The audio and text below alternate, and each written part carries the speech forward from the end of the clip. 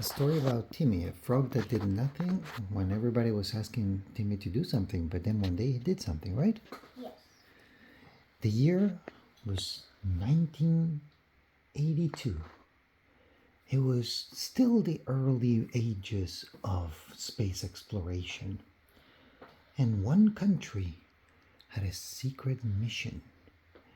It needed to send an experiment out into space. And for that, they built one of the biggest rockets ever. It took them years to build. It was so tall that the people that were involved in the project thought that it could collapse on its own weight. Alas, the engineers had developed this rocket to be extremely powerful, for it had one very important mission. They were about to test a new system to allow living creatures to comfortably ride into space. And because they didn't want to add too much weight, they simply loaded a bunch of frogs into the ship. And they used the frogs just like, like the dog or a monkey that was shot into space. Well, in this case, it was frogs. One of these little frogs was named Timmy. And Timmy would come to be what defined the fate of all of humanity. But I'm getting ahead of myself. Timmy started its life not on a pond, but in a laboratory. For you see, Timmy was no ordinary frog.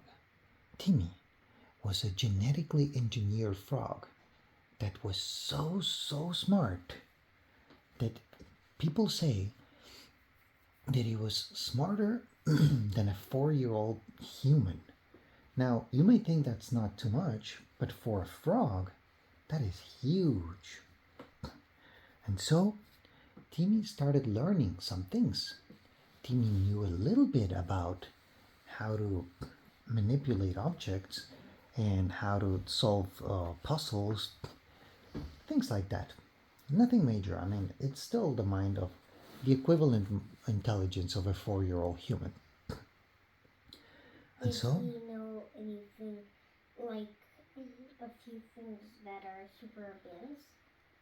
for a frog, yeah, but not for a human.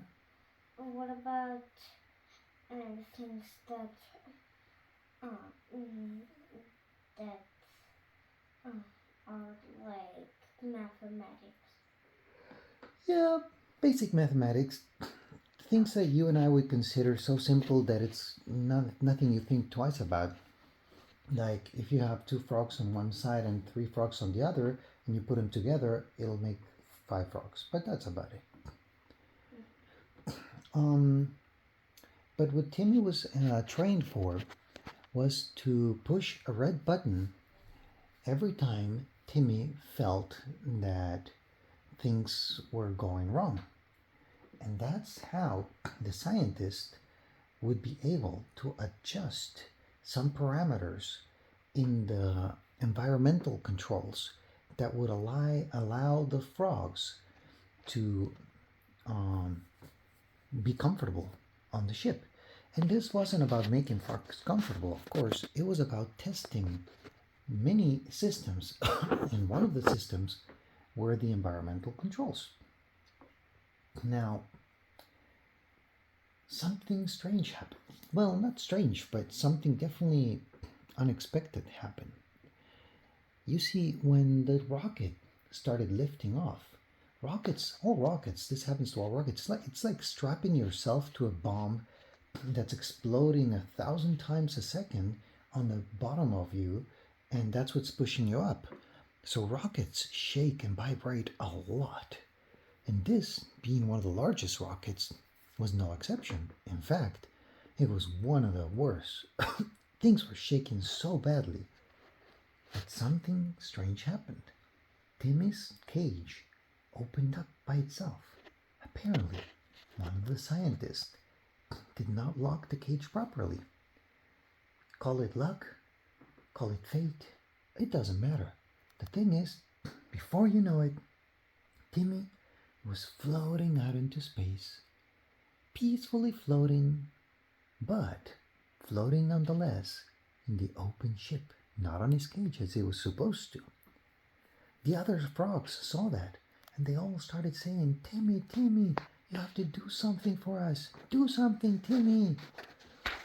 Timmy wasn't the only smart frog. It was probably the smartest of all the other frogs, but all these frogs were very smart. And Timmy tried and tried, but as much as he did, he was just floating out into space. There was nothing to grab onto. I mean, when you're on Earth, gravity pushes you to the ground so you can walk. But if you're floating in the middle of space, how do you move around? It's like being in water. I mean, it doesn't matter how much you push. It's really, really hard. He wasn't moving much. And everybody was, Timmy, Timmy, please, you have to do something for us. Do something. Because Timmy was the only one with the red button that he was supposed to push. And it was to control when things got uncomfortable, right? Well, it's space. Things started getting uncomfortable somewhat quickly. What happened was that things started getting colder and colder and colder. And if Timmy wasn't able to push the red button, he would not be able to control that. And so things started getting colder and colder and colder. And all the frogs were like, Timmy, Timmy, please do something. You have to do something. After just a few hours, the frogs were so freezing that they were all like, Timmy, please do something. But Timmy couldn't do anything. He was still floating in the middle of a huge ship. And so it was their fate that all the frogs froze. Now, these frogs not only were genetically engineered to be smart, but they were a species of frogs that just so happened to be resistant to freezing. That doesn't mean that they don't freeze. It just means that when they do freeze, they don't die. There are very few frogs that can do this, but they exist. And so, Timmy and his buddies protected themselves when they started feeling the cold, which is normal, it's what they do in nature, and went into a state of like hibernation. And they froze. But they froze solid. They froze way more than any frog had ever frozen in Earth, because the temperature of space is so much lower than the temperature of the Earth, any place on Earth, even Antarctica. And so suddenly you had a spaceship hurtling out into space as fast as you can imagine, with like 8 frozen frogs. And when you're frozen, it's like time doesn't pass. That's why we can take stuff out of the freezer that's 6 months old and it still tastes fresh as soon as it's unfrozen, right? So, but this is much, much colder than any freezer you can imagine. So, after about a week, these frogs were frozen solid like a stone. And the scientists were baffled. They had no idea what had gone wrong with the experiment. The ship had gone out into the depths of space, never to return to Earth. And so, the months turned into years. The years turned into centuries. Centuries turned into millennia. And time passed. And after 3,500,781 years, something unexpected happened.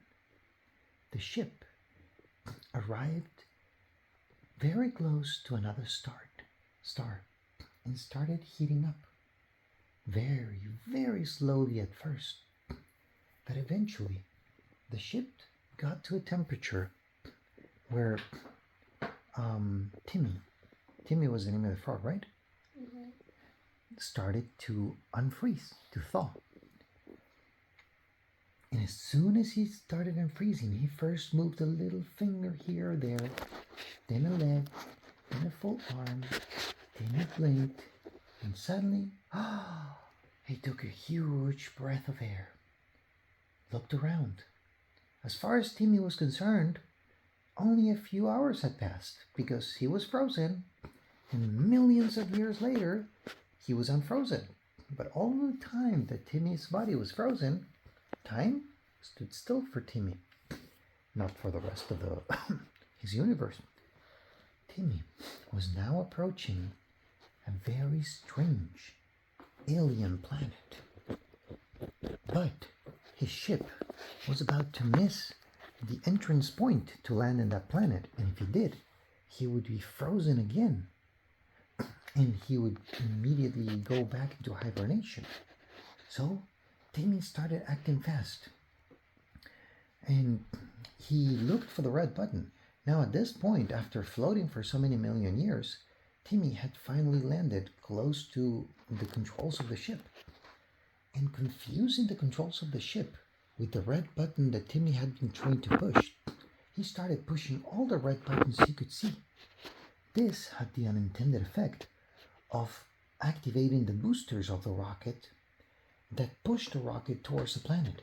But instead of landing in the planet or crashing into the planet, which would have been even worse, the gravity of the planet pulled the rocket around the planet and back where it came from, straight back to Earth. Can you believe it?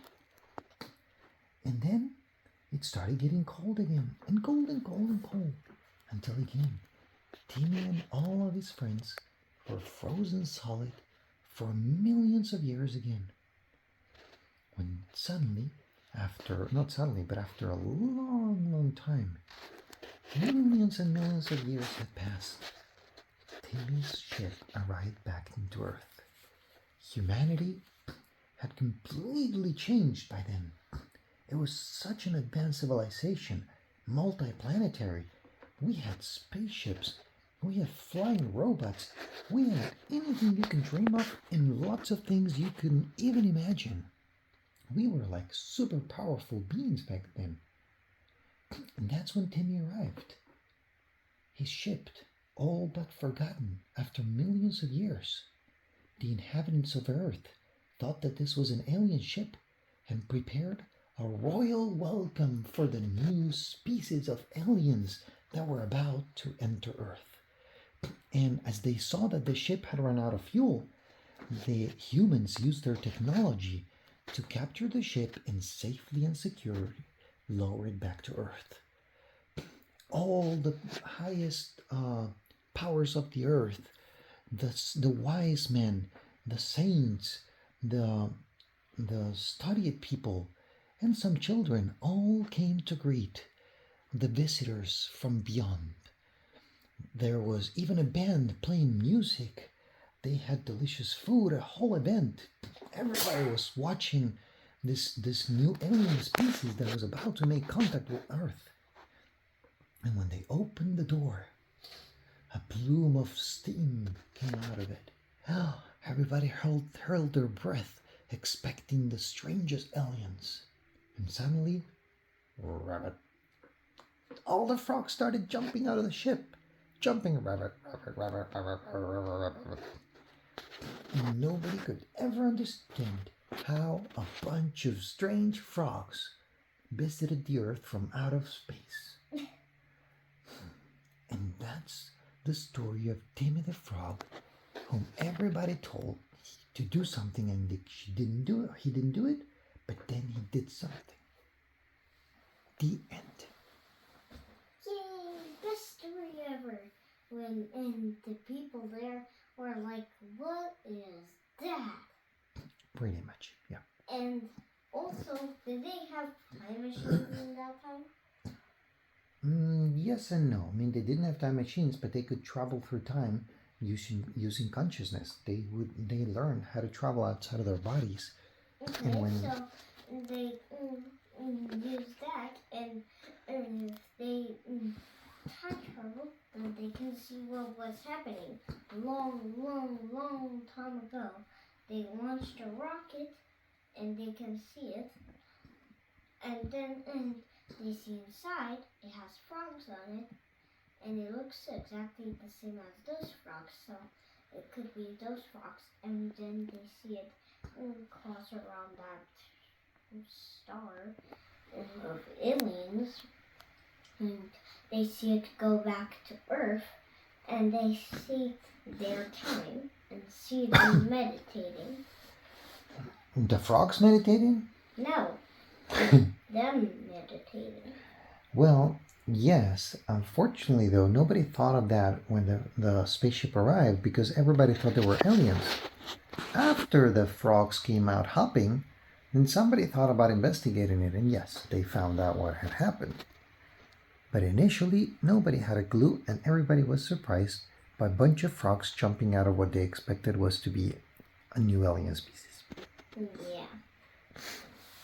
And that's actually a good thing, because what if those type of frogs are extinct? Well, there's like 8 more living still. That is the smartest thing ever. I had not thought about that. Yeah. Did not think about that. Yes, and it would be so rare to see only 8, and it would be extremely, extremely rare for a type of frog to live for 1 minute. Mm-hmm. All right, Beginning. It's time for night-night. Okay. Good night. Good night.